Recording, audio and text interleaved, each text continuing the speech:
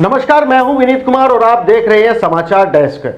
क्या आपने कभी सोचा है कि आपकी जमीन, आपका हक और सरकारी तिजोरी के बीच आखिर कौन खड़ा है? बात करते हैं बागपत जिले के गड़ी कलंजरी गांव में हिंडन नदी पर करोड़ों के पुल की, जो पुल बनकर एकदम तैयार तो खड़ा है, लेकिन यह पुल विकास का रास्ता नहीं बल्कि भ्रष्टाचार की पोल खोल रहा है।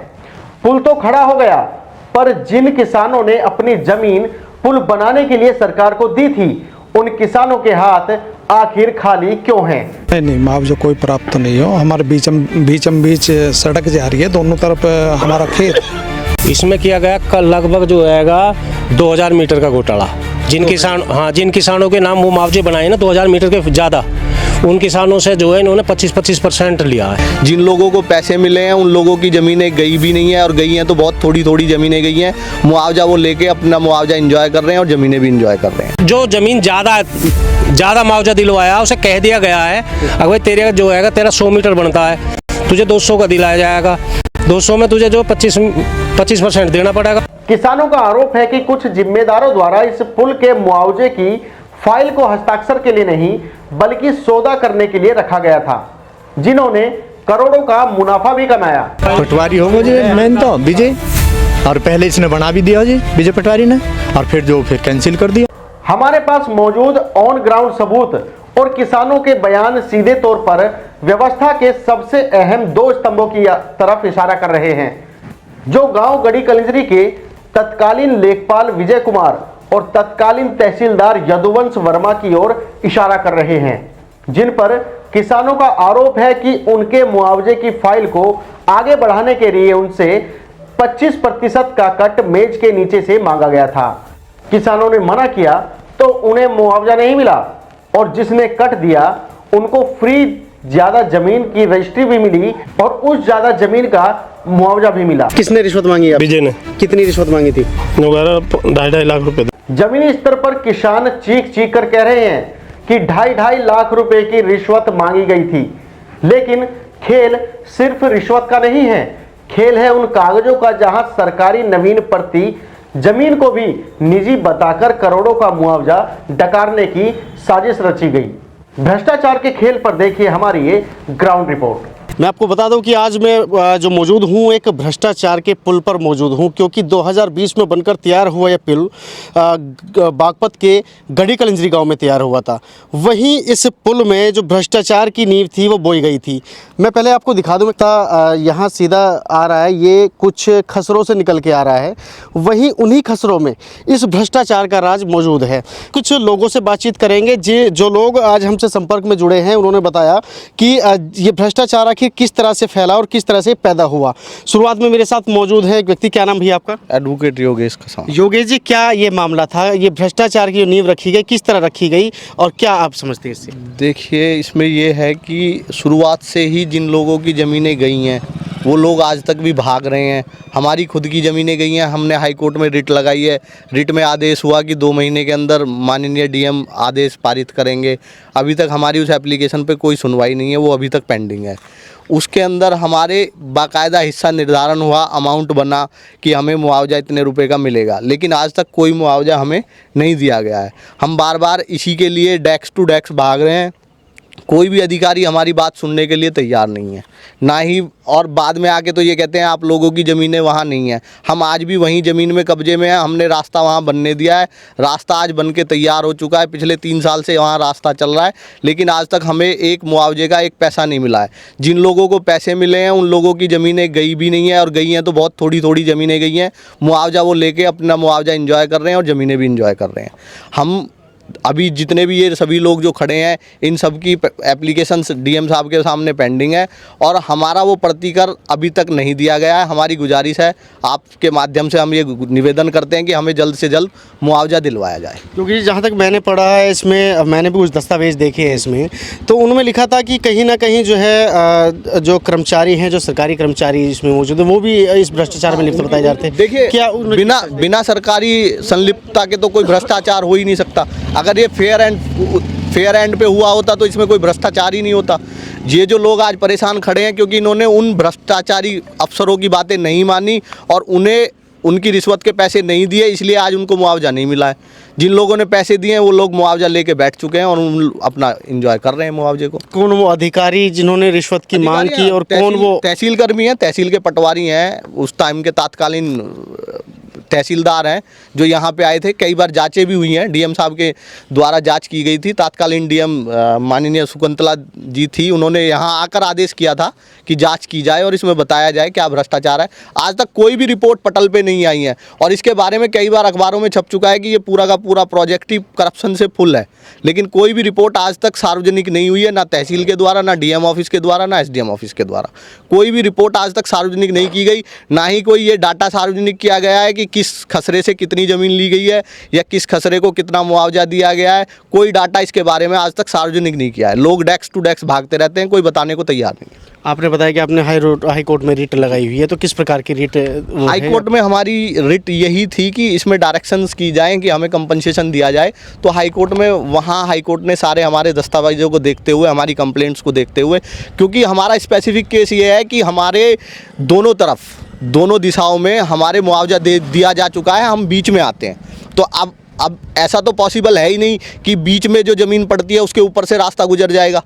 भाई जब दोनों तरफ मुआवजा मिल चुका है, इसी पॉइंट को लेके हम हाई कोर्ट गए थे कि 348 जो खसरा नंबर है, 348 घ हमारी ज़मीन है और 348 घ ही एक खाता नंबर 84 में ज़मीन पड़ती है जिसका मुआवजा दिया जा चुका है। तो जो 348 घ का मुआवजा दिया जा चुका है उसी के समानांतर हमारी ज़मीन है और हमारी ज़मीन से भी रास्ता गया है। इस बात की तस्दीक हो जाती है। हमने एक डॉक्यूमेंट भी लगाया है जिसमें तहसील कर्मियों के द्वारा हमारा मुआवजा निर्धारित किया गया है, हमारा अमाउंट बना है। अगर हमारा अमाउंट बना है तो इसका मतलब हमारी ज़मीनें गई हैं, लेकिन अब क्योंकि इन लोगों के जो बजट्स हैं वो अपने करप्शंस की वजह से ख़त्म हो गए हैं, तो ये इसलिए हमें मुआवजा नहीं अब दे रहे हैं। कुछ भ्रष्ट अधिकारियों के नाम आपने बताए, तत्कालीन जो है लेखपाल बताया, कुछ एक तहसीलदार बताया, तो क्या आप उनका नाम सार्वजनिक करना चाहेंगे? नहीं, नाम तो वो तो सभी को पता है। 2019-20 में जो भी उस टाइम के ये सभी की नॉलेज में है कौन कौन अफसर थे, कौन इस टाइम यहाँ का पटवारी इंचार्ज था। ये तो ऑफिशियल ऑर्डर होता है, ऑफिशियल तहसील में सबको पता है उस टाइम तहसील में कौन था। जो तहसीलदार हैं, 2019-20 का ये मामला है, 19-20 से लेके 21-22 तक चला है, तब से हम भाग दौड़ कर रहे हैं। बाद में जो तहसीलदार हैं वो कहते हैं जी वो पहले वालों का काम है, हम दूसरों के खिलाफ कैसे लिख सकते हैं। सभी की यही बातें। बिल्कुल, यहाँ देखिए कुछ कृषक मौजूद हैं जिनकी भूमि भी वहाँ मौजूद थी और उन पे मुआवजों का एक प्रकरण है। सर क्या नाम आप? स्वराज, बताइए क्या ये मामला, किस तरह से देखेंगे इस मामले को? जो सड़क यहाँ से बना दी गई, मुआवजा नहीं प्राप्त हुआ, किस तरह देखते हैं? बीचम बीच गई जी सड़क, मुआवजा नहीं मिला 1 रुपया। आपकी ज़मीन उस मुआवजे के दौरान थी? अब भी है, आज भी है। अधिग्रहण की गई है आपकी जी। कितनी ज़मीन आपकी अधिग्रहण हुई है? ये तो जानकारी बताएंगे। करीब 420। बिल्कुल, ये हम आपसे ही पूछ लेंगे। सर क्या नाम आपका? तेज सिंह प्रधान। तेज सिंह जी, कितनी ज़मीन आपकी इस मुआवजे में अधिग्रहण हुई है? 300 मीटर करीब हो गया। 300 मीटर? हाँ, 300। तो क्या आपको मुआवजा उसका प्राप्त हुआ? नहीं, मुआवजा कोई प्राप्त तो नहीं हो। हमारे बीच सड़क जा रही है, दोनों तरफ हमारा खेत है। हाँ। क्या कहेंगे कि आखिर किसकी ये कमी रही है और क्या कमी रहेगी आपको अभी तक? पटवारी की रही है सब में ज़्यादा।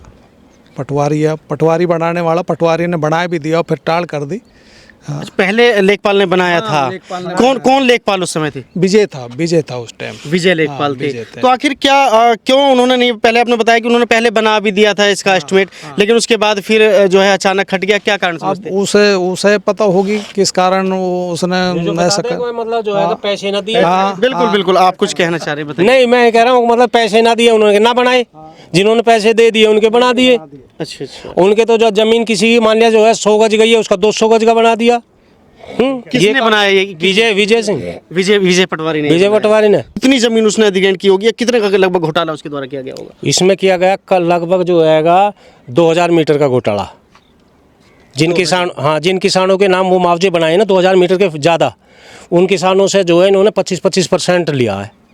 किसी 25 लिया, किसी 10 लिया। यानी जितना देखा जाए, जितना भी मुआवजा इस पुल से प्राप्त हुआ है, इस सड़क से प्राप्त हुआ है, उसका 25% जो है ऊपर बैठे लेखपाल ने, जो जमीन ज़्यादा मुआवजा दिलवाया उसे कह दिया गया है अगर भाई तेरे जो है तेरा 100 मीटर बनता है, तुझे 200 का दिलाया जाएगा। 200 में तुझे जो 25% देना पड़ेगा। देखिए बिल्कुल, देखिए किस तरह से ये जो पुल तैयार हुआ है इसमें कितनी भ्रष्टाचार मतलब दिखाई दे रहा है साफ साफ। ये वो कृषक हैं जिनकी भूमि तो गई लेकिन इनको मुआवजा प्राप्त नहीं हुआ। एक और किसान यहाँ मौजूद, क्या नाम आपका? बलराज जी। बलराज जी, आपकी ज़मीन जो है इस अधिग्रहण के दौरान गई हुई है? हाँ जी, कितनी ज़मीन आपकी गई? हमारी ज़मीन 420 मीटर समझो जी, 420 मीटर के करीब। बलराज जी, मैंने जहाँ तक पढ़ा है कि आपने एक रिट शायद हाई कोर्ट में डाली हुई है, आप ही के नाम है वो? जी हाँ। हाँ, आप ही के खिलाफ। क्या उसमें क्या निर्णय अभी तक क्या मिला? अभी तो कुछ नहीं आया जी। क्या समझते हैं, आखिर भूमि भी अधिग्रहण हो गई, सड़क भी बन गई लेकिन आपको मुआवजा प्राप्त नहीं हुआ, क्या कहेंगे? अब क्या कहेंगे जी, अभी तो कुछ भी ना कह रहे, जब कुछ हुआ ही ना जी। अभी किसकी कमी समझे इसमें? अभी तो अधिकारी इनकी कमी है जी, और किसकी है जी? कौन कौन किस अधिकारी को दोषी मानते हैं? मैन तो ये पटवारी होगा जी, मैन तो विजय।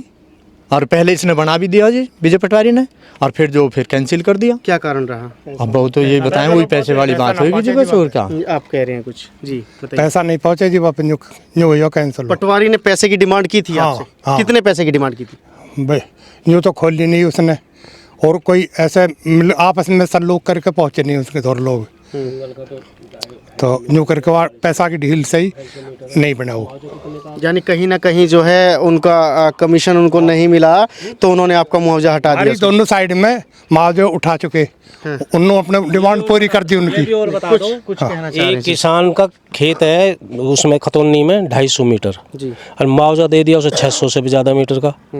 है तो क्यों दे दिया, कैसे दे दिया? उसमें हमारी कमी थोड़ा ही है, वो उनकी कमी है, तहसील वालों की है। जो वो दिया गया है वो पैसे लेकर दिया गया, फ्री तो दिया नहीं गया। जो आप कहना चाह रहे हैं कि उसकी भूमि केवल 250 मीटर थी, कुल 250 मीटर जमीन है 348 में, और मुआवजा जो है उसको बना दिया जो है, जबकि 42 यहाँ है, उसके हिस्सा में अगर 42 है तो वहाँ है उसके खेत के पास में, जहाँ उसका 48 है वहीं तो होएगा उसका 42 भी। मुआवजा बना दिया उसका जो है 638 मीटर का।